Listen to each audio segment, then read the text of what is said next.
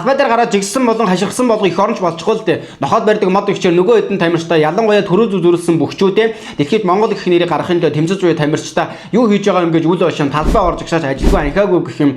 Талбай дээр гараад жигсэн болго эх оронч болчихгүйг өнөөдрийн ерөнхий сайдаас харж байна. Ер нь эх орныхоо төлөө жигсэхгүйгээр өвөө тэн хамгаална. Дэлхийд эх орноос төрийн дулаан мандуулна ихшгэлүүлнэ гэдэг чинь өөрөө маш том тэмцэл, маш том ухаан юм шүү дээ. Хүн бүрийн нүдэнд харагдж байгаа тамирчны ард маш олон жилийн хөлс, цус, нулимс, за бэртэл гэмтэл, эргэлзээ, тэнэглэл, итгэлцэл гээд бүгд багтдаг. Харин энэ бүхнийг бид мэдэхгүй байж амжилттай яваа тамирчтай элдээр хэлэх амархан тэдний дундаас нэг нь олимп дэлхийн дэвжээн дээр Монгол улс гэж дуудуулах тэр мөчөд та талбай дээр байсан ч гэртээ зургтынхаа өмнө ширтэж байсан ч өөрөнгө ирэхгүй зүрхчин догдож баяр чинь болбос урсдагл үсттэй. Энэ бол зүгээр нэг тэмцээн биш. Энэ бол эх орныхоо төлөө хийж буй тэмцэл юм. Монгол гэсэн нэрийг үнэлж дэлхийд сурчлах нь хамгийн бодит эх орон зүйлүүд юм. Тамирчтай бүү шүүмжил тэд эх орончууд жиж бас эх оронч бай.